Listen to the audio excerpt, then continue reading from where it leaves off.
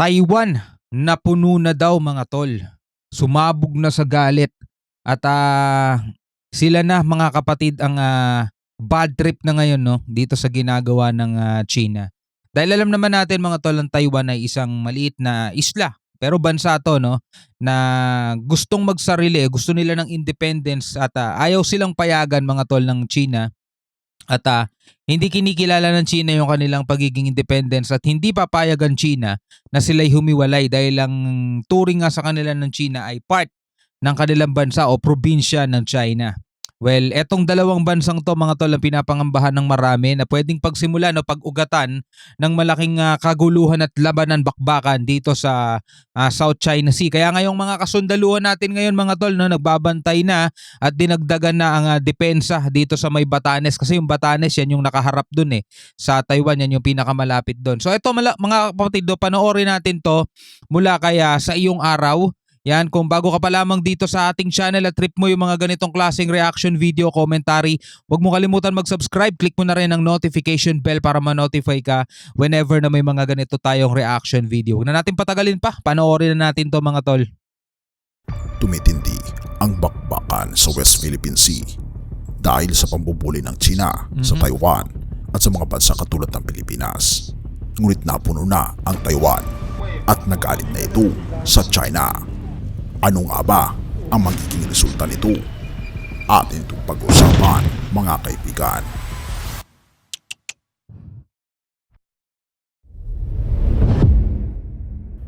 Nagalit ang Taiwan sa unilateral na pagbabago ng China sa flight path sa Taiwan Strait.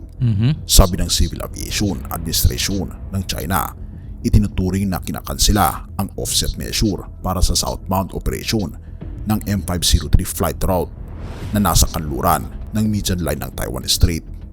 Ipinahayag ng pamahalaan ng Taiwan ang galit matapos baguhin ng China ang unilateral ang flight path na malapit sa sensitibong median line sa Taiwan Strait na sinasabi na tila isang sadyang pagsusumikap na baguhin ang status quo para sa posibleng military means.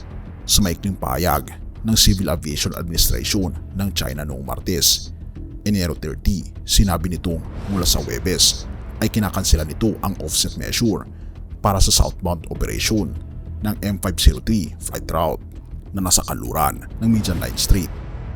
Ang median line ay naglingkod ng mga taon bilang isang di-opisyal na harang sa pagitan ng Taiwan na kinikilalang pagmamayari ng China.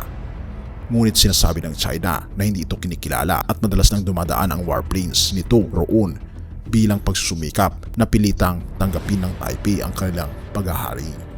Sinabi rin ng China na bubuksan nito ang mga ruta mula sa kanluran patungo sa silangan. Sa ibang salita, patungo sa Taiwan.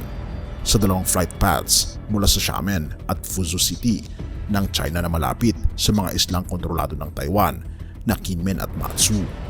Itinuturing ng Civil Aviation Administration ng Taiwan at ng Mainland Affairs Council na nagpapasya sa pulisiya ng China. Ang makbang na ito ay bilang unilateral at mariing tinututulan ng mga ito. Sinabi ng Mainland Affairs Council na binabaliwala ng China ang kaligtasan sa paglipad, binabastos ang Taiwan at sinusubukang ibalot ang civil aviation para sa pampolitika o militar na mga pagsasaalang-alang na maaring baguhin ang status quo sa strait. Tulad nga no sinasabi ng ibang international media mga tol, talagang masyadong ang China mga tol, masyado silang mapaghari no. Masyado silang dominante, no? Lahat ng gusto nilang sakupin, lahat ng gusto nilang angkinin, inaangkin nila mga tol. Well, dito naman sa usaping Taiwan at China, actually wala namang pakialam diyan ng Pilipinas mga tol. Dahil hindi naman natin sakop ng bansa yan, di ba? At hindi naman tayo nangingialam sa kanila. Pero posible nga talagang madamay ang Pilipinas mga tol kapag sumiklab ang kaguluhan dyan sa Taiwan. Kasi una-una, syempre napakalapit niya no, dito lalo na sa Batanes. At saka marami tayong mga OFW dyan. Diba?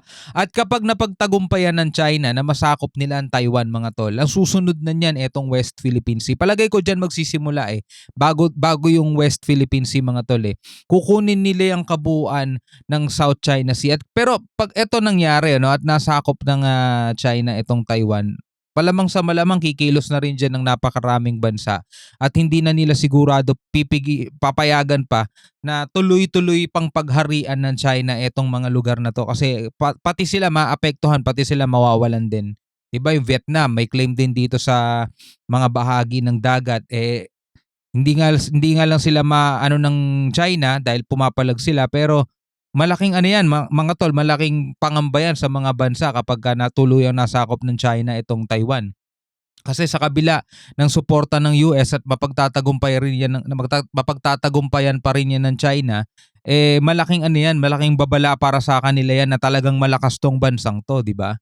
Kailangan nilang kumilos.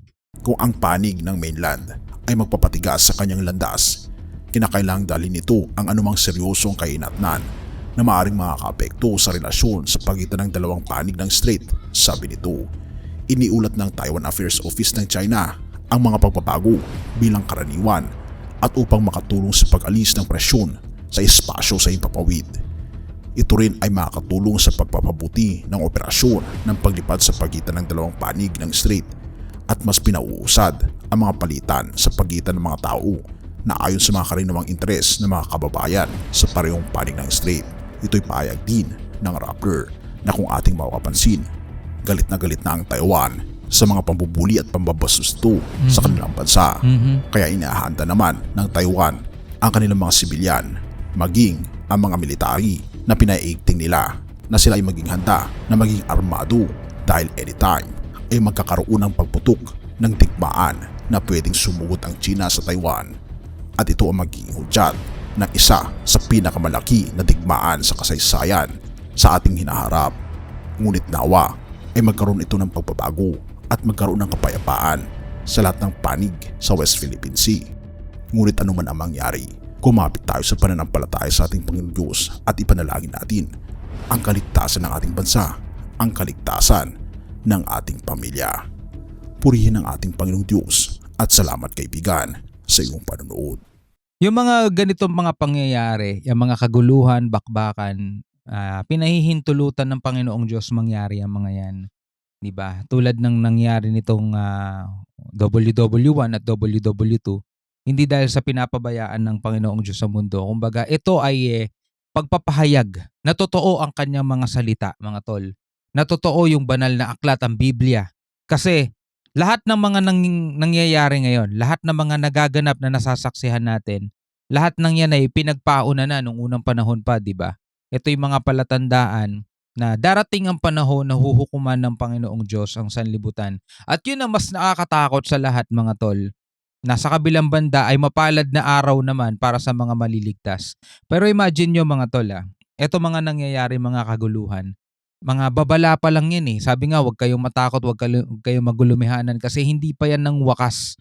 No? So kung mangyayari talaga to, mga tol, at sisiklab, itong ikatlong kaguluhan pandaigdig, mga tol, talagang masasabi mo nga, kailangan mo na talagang hanapin ang tamang landas na dapat nating hanapin matagal na, di ba? Kasi ito yung mga babala at mga kaganapang palatandaan para sa ating lahat na nalalapit na talaga ang ikalawang pagparito ng Panginoong Hesus. Ito usapang Kristiyano lang usapang ano lang to, usapang Bible, mga tol. Ito mga nangyayari sa ating mundo, kahit nasabihin nating ayaw natin, gusto natin mahinto, gusto nating pigilan. Sana kung di man nakalalabag sa kanyang kalooban, sana hindi na matuloy itong mga ganito. Pero syempre kalooban niya pa rin ang masusunod para makita ng lahat, para malaman ng sanlibutan, 'di ba, na totoo talaga ang banal na aklat at mangyayari kung ano yung mga nakalagay na diyan sa Biblia, 'di ba? So maraming salamat sa inyong panonood. Anong masasabi nyo rito? Hanggang sa muli, ako nga pala si Shobaldi. Peace out.